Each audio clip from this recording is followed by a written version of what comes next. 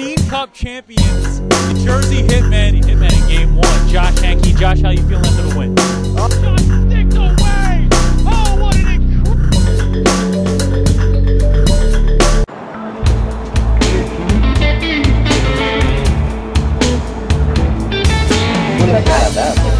I don't understand how bad this can look to them.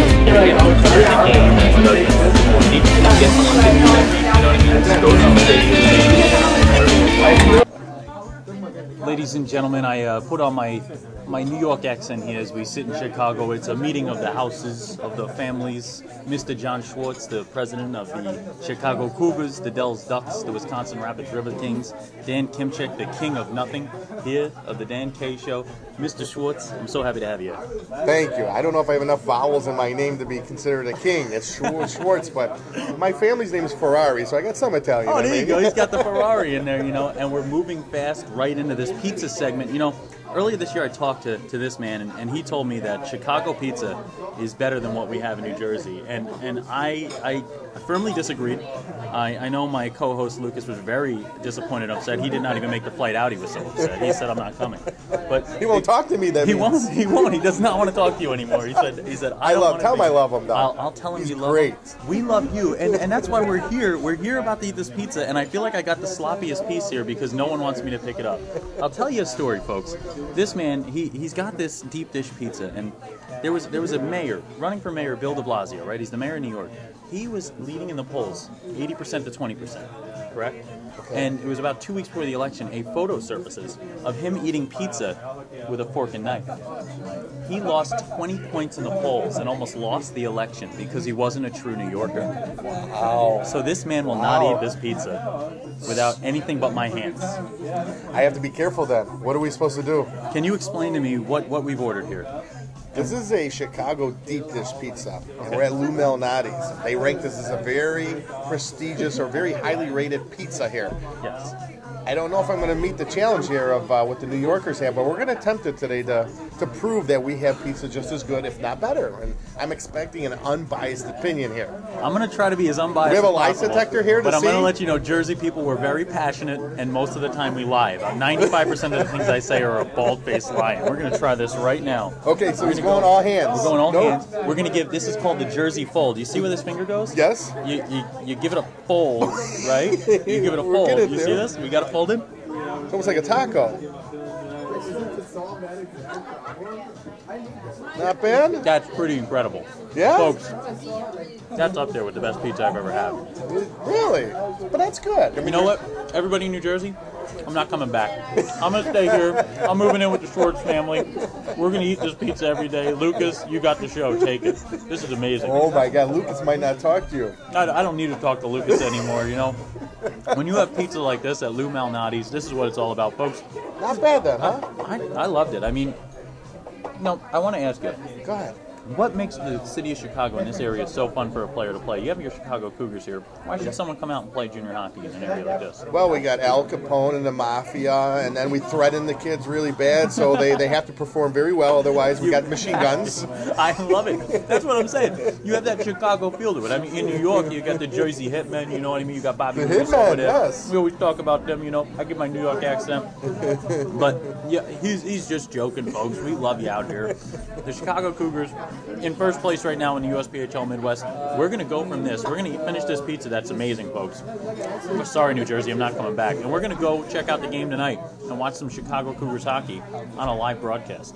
Well, what an honor to even be suggested they were as good as Philadelphia, New York. So I feel good about Don't this. Don't even talk about Philadelphia. You want Philadelphia? You're not even involved in the conversation. Keep your cheese whiz to yourself. We got mozzarella. Thank you, folks. We're going to go back to eating pizza. Wow. Not bad. That's all right. That's really good. Yeah.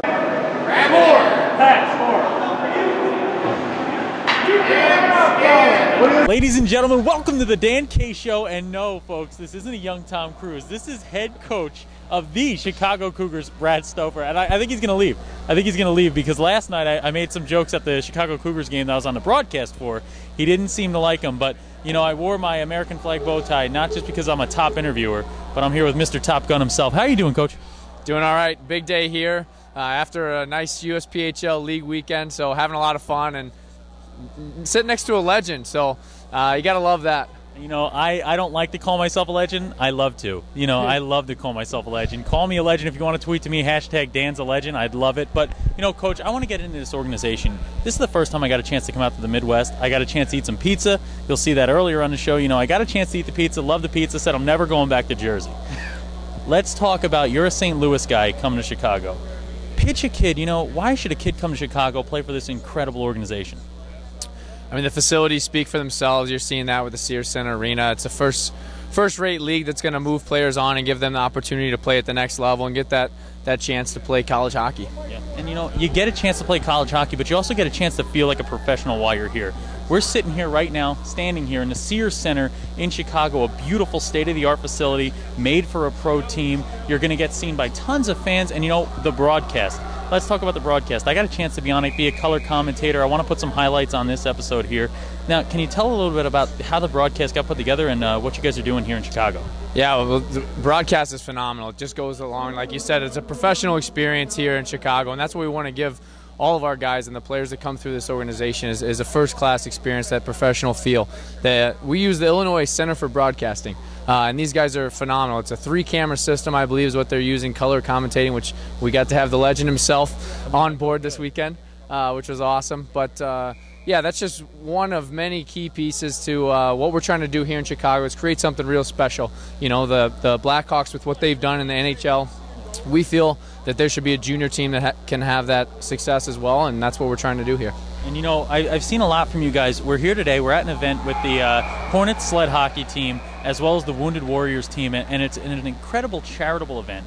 You know, you have a fundraiser going on. You're raising donations, you're raising money, and you're also raising awareness for your players. And this is something I paint a picture of every time in the Dan K Show. We're not just making hockey players. You know, this isn't a factory. A lot of places in this country you see kind of factory hockey, and you see people. It's about the player. It's about the gate. We're talking about the person. And what kind of things are you guys doing here for the person that's playing for the Chicago Cougars, not just the athlete? Yeah, I 100% agree with you in the holistic approach of, you know, this today has not much to do with what's happening on the ice, but more so with these players' lives. They come here, you know, a lot of them are from other parts of the country, parts of the world, and you know, they're human beings, and being part of a community and what they can do to give back, being part of the Chicago Cougars and our organization, how they can impact others and be a part really of this community here in Chicago and what it does, not just the hockey community, but the community in general, giving back for what they've given us. Now I'm gonna get a little competitive with you. You know, you're in first place right now in the standings. You guys are standing atop the Midwest. What's it going to take to make that push for the #Road to Boston and get your way into the playoffs, get your way into a little title chance, a little title shot? This time of the year, it's details. I think fine-tuning, playing with energy. You know, it's not easy to bring that consistency throughout a full 7-month season, 8-month season. So bringing energy every day and then focus on the details right now, fine-tuning our game, making sure that we're ready to go every day. And 2 points are on the line every game that are going to be very important coming down the stretch. So, folks, this is where it's happening. We've come out here. We've experienced Midwest hockey. And Chicago, the place to be, the center of the hockey universe this weekend. And the center of the hockey universe every time these guys are playing in the Sears Center. You better get out. You better see them. And, folks, this is the place to play if you're a young player looking for your next step in your hockey career. Dan K from the Dan K Show here in the Windy City. I had to bring extra hair care products. Try getting them through TSA. You can't. I had to go buy them on the way through the airport. But we've made it here. We're going to risky business slide our way right out of here, and we're going to get on to the next segment. Thanks again for watching the Dan K Show. Go Cougars.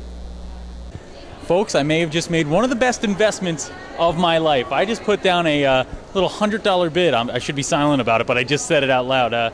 On 2 Lucky Monk growlers, as well as a $50 gift card to Lucky Monk. I mean, I'm pretty excited about this one because, as you know, my co-host on the show, Lucas Jones, is a bit of an IPA man himself and a connoisseur when it comes to his News Over Brews show. So this might be the first ever time I buy Lucas a gift in my life, and he's probably not going to get it. I'll keep it for myself. But once again, you know, it's always good to be doing things for very good causes, to put it simply. I mean, and this is a cause, the Wounded Warriors and the Hornet sled hockey teams here today, that 2 causes that really need our help, and if you're not helping, please do.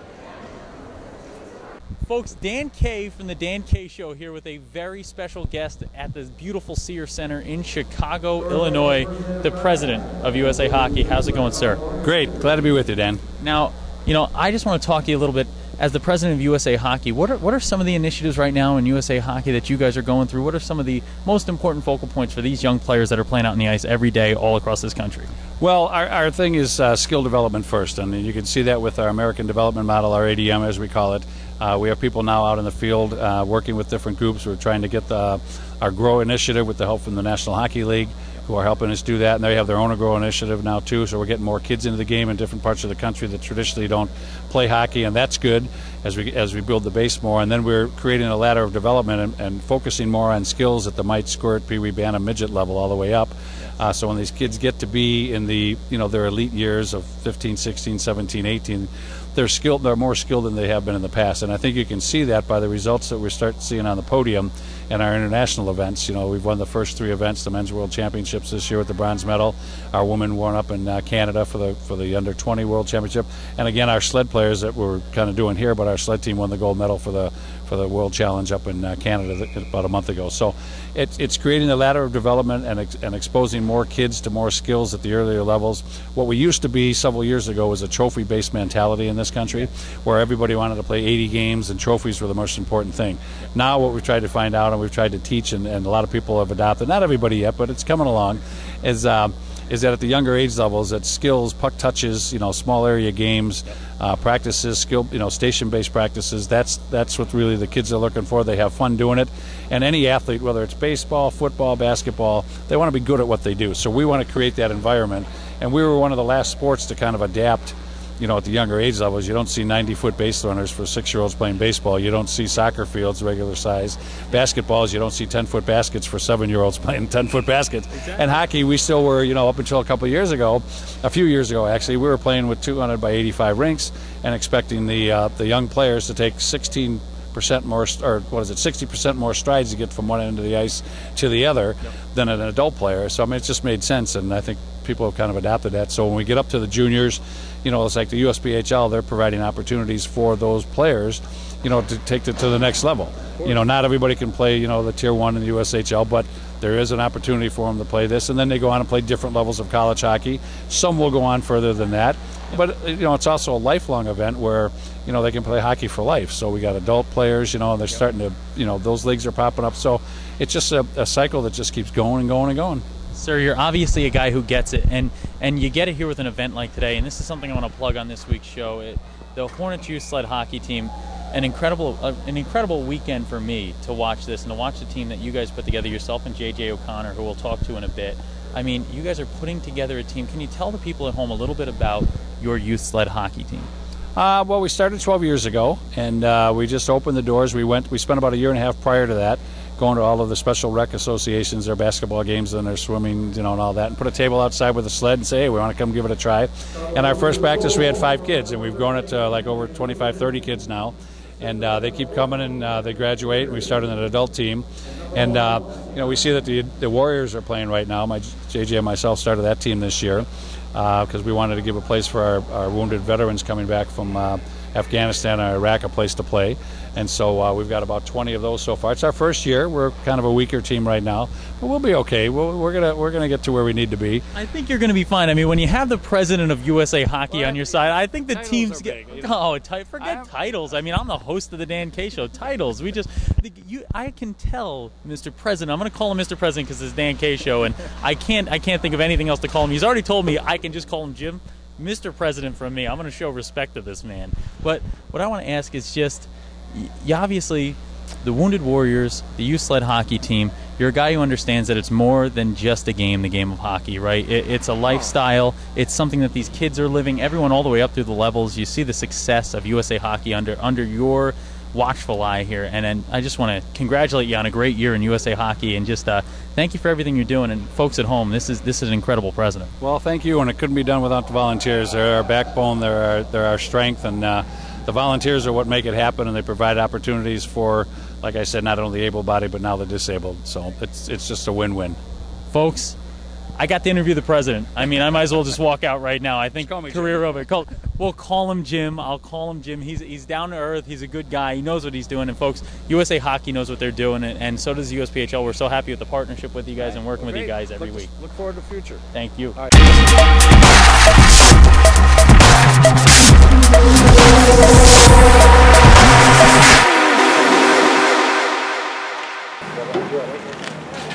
Folks, Dan K back here at the Heritage Classic, and you know what? You want to find out anything about an event? Talk to the guy who had it happen, and this is the guy who made it happen, along with Mark Gilman, the co-owner of this team. This is Jason McCrimmon, the crime dog, I call him. You know, you're like Fred McGriff out here. That's now old school right there. That's old school. That's Come on. like 1985. I like it. I mean, Mark gave me some insight on the guy. That's all I'm saying. But, Coach, let's talk about this event, man. How excited are you to play tonight? Have your players out there battling with your biggest rivals out here on the ice? Oh, we're excited for it. Like I said, we got the Fighting Irish here. It's another great product. Dan Vasquez put out a good product every year, so we're happy to bring that to the city. Like Brownstown's a couple miles away from here. We're a couple miles from, away from Clark Park, so we're kind of meeting in the middle to do this battle. So I think it's going to be great for the city, great for our squad, because we look to put on a good show for the city tonight. So you're putting on a good show for the city, and this is something, I want to bring up something before we get into the serious stuff. I like to joke around on the Dan K show a lot, and I brought up a list of my most feared coaches, the coaches I fear the most in this league, and I had not met Jason yet. And then Jason, I met him today, and I said, he's a nice guy, but I don't ever want to say anything mean to Jason. Coach, would you say you are the most intimidating coach in all of the USPHL? No, I don't want that title. I don't want that title. I'll have to say Dan Vasquez. He's standing at probably about 5'8", 5'9". That's a scary guy right there. So it's the little ones you gotta. That's the one that got all that will. You know what I'm saying? Like I end up getting tired quicker than he does. So you got to think about that aspect. So I don't want that title. I would say the I don't know how to call it. No, I don't want that title. That's not good. No.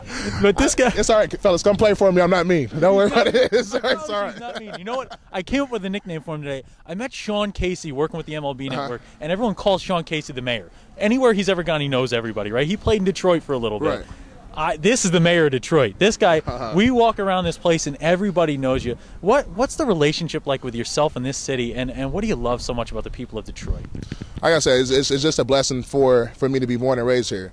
So a lot of people, when they leave the city, and they come from hard places, like I wouldn't even say that. Like I was blessed to have a situation with my mother and my father that took care of a lot of things. So I wasn't a kid who wanted for anything. So I'm blessed in that aspect. But I was around kids who didn't have it. So that kind of built me for who I am. Like I said, I always want to be able to give back. And I'm a people person. Like I love where I'm at. I love, having a helping hand to help somebody else, do better in life. Now, Coach, you're putting together an event like this. I think it's pretty easy to make the recruiting pitch right now to a player thinking about coming to Motor City to play for the Hawks, right? Right. But let me hear it. I give every coach a chance because you guys always have, this pitch ready for these guys, and I think this is a genuine one. I think this is the most genuine one I've seen this year. So can you tell the guys at home, really, why should someone play in the USPHL for the Motor City Hawks? Well, the USPHL as a whole, like I said, they send guys to NCAA. It's enough said. You want to play college hockey, come through these routes, right? Yep. As far as playing for the Hawks, I mean, if you want to play in negative 30 degrees weather, you get hot chocolate for free. Some maybe. Depending on how the budget's going that year, but you know what I'm saying? We got a good product here. We got a good group of guys. We worked here. We work for our guys to go to college. We work for our guys to go to the next level. So we have a passion for the game. It's not us getting a paycheck. We want our kids to do better. So after you leave, playing for the Hawks, I want you to be able to function anywhere in the world, no matter if it's playing hockey or not. So I think that's our motto. Like we want to build better hockey players as well as better men. So, guys, this coach Jason McCrimmon, I've gotten to know him over these past few weeks getting ready for this event. It's a guy who cares not just about the city, not just about his team. He cares about everyone in Detroit. And the stuff you're doing, Coach, it's absolutely incredible. Folks, look up the Detroit Ice Streams program. Do what you can to help out. This is an incredible program this guy's working with. And he may be intimidating to stand next to, and I may not want to say the wrong thing, and I may not want to get checked by him into the boards, but he's an incredible person to hang out with. And thanks so much, Coach. You're doing some amazing things. Folks, Detroit on the way back. It's a beautiful city, and I've had a great time. Let's go watch a game. Go Hawks. There we go. Great job, Coach.